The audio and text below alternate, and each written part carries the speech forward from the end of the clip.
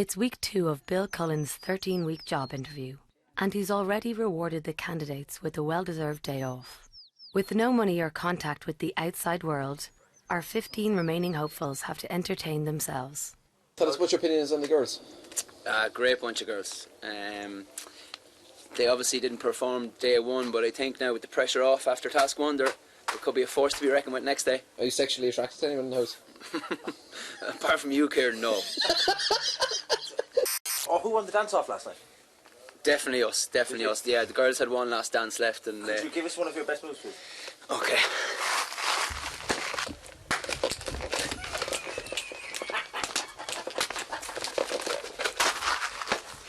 Winner. Who would you say was the creepiest dancer of them all there?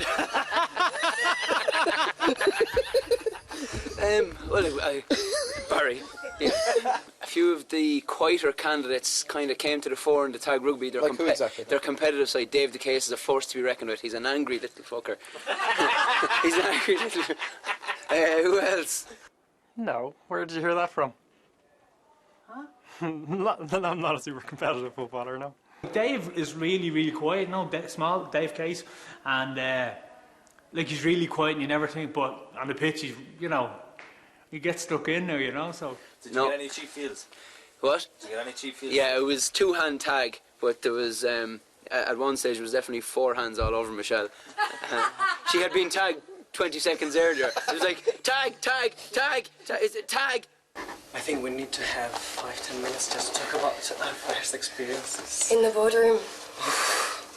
That was the scariest moment of my life. You watch the show and you think, oh well, I'm not going to be scared of Bill Cullen, I'm not going to be scared of Jackie, I'm not going to be scared of Brian. We've been in situations like that before. You're like, yes, I'm totally prepared for it. Let me tell you something. You're standing in the boardroom and like your whole body is swaying and the lights are on you and you're like, oh my God, please don't look at me, please don't look at me, I don't want to say anything, I don't want to say anything. Well, you think that, imagine me, that English is not even my first language and you have Bill Cullen speaking like with Irish proverbs and then looking at me and I'm just thinking to myself, how the hell am I going to tell him I didn't even get what you said? It doesn't feel real. It's so weird. And it's like you've stepped inside the TV.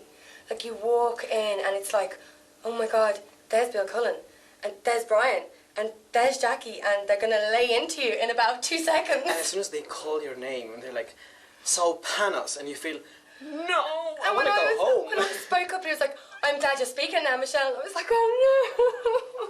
It's the scariest thing I've ever done so far. Like, I'd rather do a bungee jump. I actually would, like, it's like doing a bungee jump. You're just like, your whole body goes, you're like, oh fuck, oh fuck. Thank God I was sitting on a chair because I think I would have fainted. And I was just looking at the lights and my whole body was doing this. And Neve was like this, holding on to me down here. I was like, I'm going to be the first person in the world to pass out in the boardroom. Like, sorry, Bill, what? Yeah. He just said, Neve, I'm sorry, like, you know, if it ever comes my way, I'm sorry. You know what I mean? Now brace yourself, ladies. We're about to learn a lot more than we ever needed to know about Bill's prettiest apprentice, Will. Kieran's got the name of the foghorn for keeping us awake at night with the snoring, and Will's a great man for breaking wind throughout the night. But personal hygiene, I suppose, is fine when in the house. Yeah, the snoring I'm fine with. It's more Will waking up and saying that fucking snoring that makes me wake up when he's giving out about it. And without going into too many specifics, the farting doesn't leave any odour, so it's I don't know how, but yeah, there you go. You know, as I said, my ethos is to be leaving my work at home, but in this environment, many people might not do that, you know, so I think that will be the biggest discussion in the house, not people's personal hygiene. And that, folks, is his final word on the matter of personal hygiene.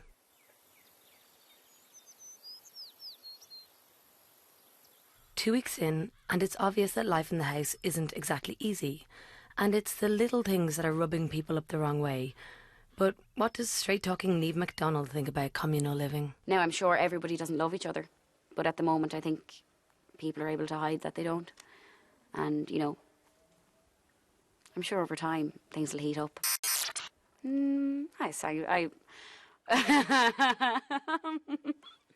I'm a terrible singer. I have absolutely no singing talent whatsoever.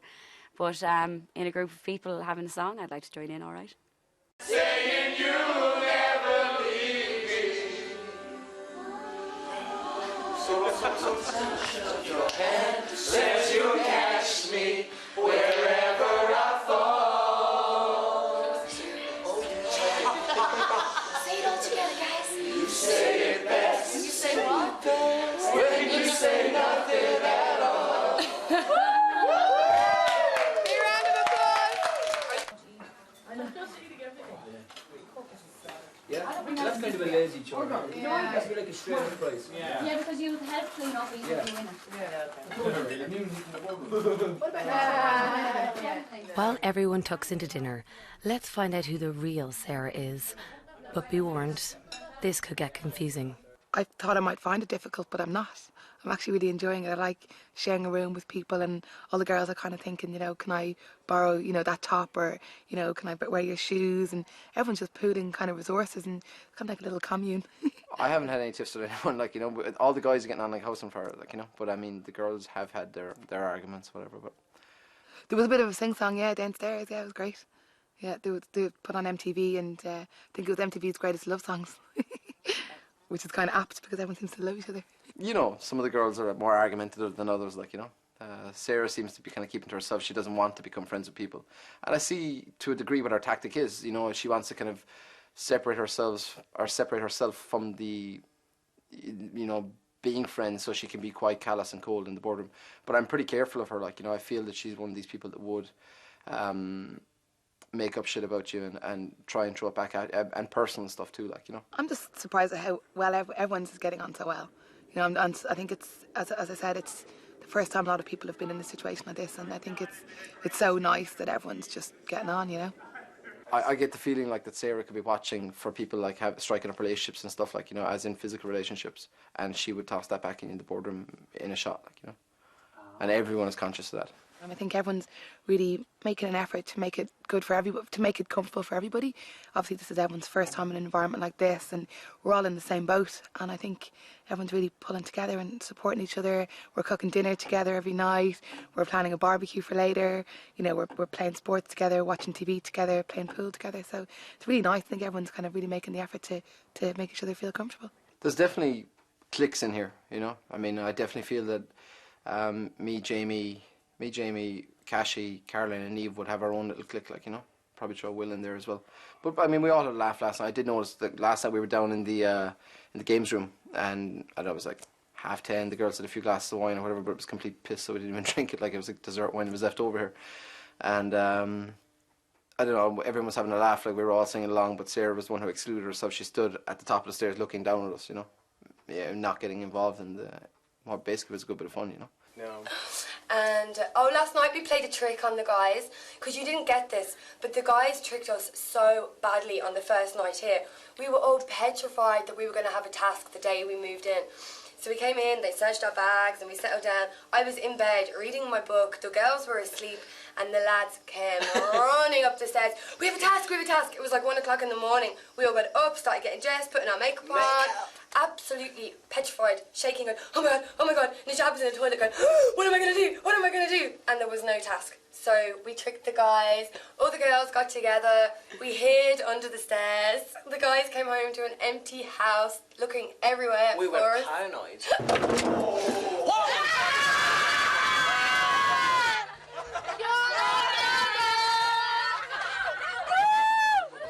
We were hiding on the boys.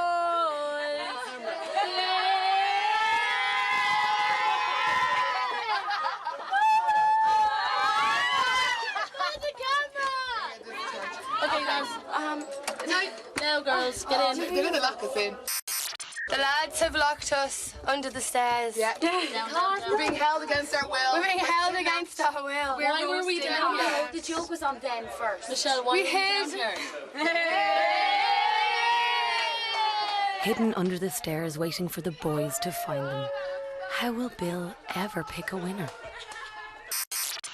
And it's so tough losing someone, although we didn't know him for that long. Just coming back to the house and he's just not there. And you think, when you watch it from outside, you're like, oh guys, cop on, you're 30 years old, you're 28 years old, like you just lost someone that you didn't even know. Why but are you so feel sad? like you know them, like... Because the experience is so intense here, even though you know someone for a week, it feels like you know They're them your for best years. friend, like... Well... Like, I think you are my best friend. Oh, you are my best friend. Oh, you are my best No, friend. you're my best friend. No, you're my best friend. God. I think now it's time to finish this. Yeah, till next time.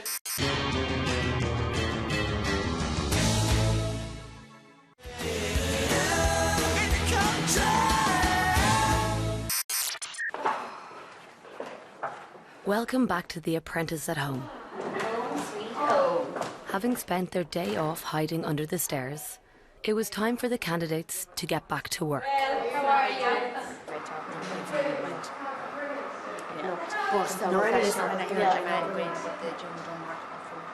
But it was very hard, right? The man came in at 4 o'clock. We had to set up. After starting their second task, it's time to regroup and talk tactics. Or, in the girls' case, pat themselves on the back and relax for the evening. How long will dinner be? Not that it matters to me, like, but just... Dinner's supposed to be ready in about... Apprentice living means that you not only sleep together, but you cook and eat together too. Helpfully for Niamh Humphreys, Barry has appointed himself head chef to everyone in the house. The dinner I had today was like... Disgusting. What the fuck, and they're chefs? Like finger food. No, they're trainee chefs in fairness, but like... And like he said, what are we? But our burger yesterday was far superior to what we had today. I didn't eat anything. No? No. We're tasting, like, making sure it was okay, but that's about it. This, and then I go take that higher angle, and then I start cooking again. Then I go back and go, perfect, yeah, and then gone again. But there was like, say, 3 meals, 2 snacks. For this week's task, Bill has his budding apprentice creating a new menu for Unislim and an accompanying radio ad for Today FM. Leading the girls' team Fusion is Najette. There's inevitably going to be tension and conflict. I think one of the challenging tasks as PM is not only, does the guillotine lie on your head, but you're dealing with, well, on my team, 6 people who are very, very excited. I always believe I'm a little bit a step ahead. I take absolutely everything in. The way I actually managed this was from minute 0 onwards, that everything that was stated and that we decided upon was in full agreement of everybody. If anybody does turn around and say, oh, I want to do that, but Najat wouldn't let me do it, they've absolutely no grounds to walk on whatsoever, and they will be getting an AK-47 and shooting themselves in the mouth, and I'm fully prepared for that. I'm actually just thinking about myself probably for the first time in my entire life. I really have, and I'm in this, and this is everything I've wanted. I like our down days, but then I don't like hanging around too much either. I want to get going with the tasks. And yes, Najette, you want to get going with the tasks and get your AK-47 ready. Second word. 2 syllables. First syllable.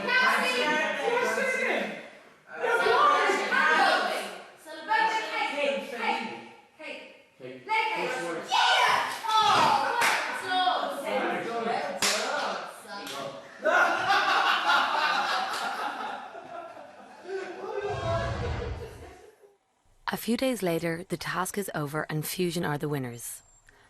David O'Byrne ends up getting the chop after bringing Will and Jamie back.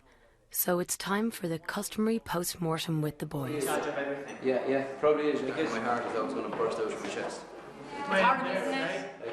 Will said if you breathe, you just start breathing really heavy. Oh, it's like it's the most... You feel an awful tightness, like that's an awful tightness right there. It's a team effort until the very end, and there's only 2 occasions that you can't become an individual, and that's it. Interview, the long tour,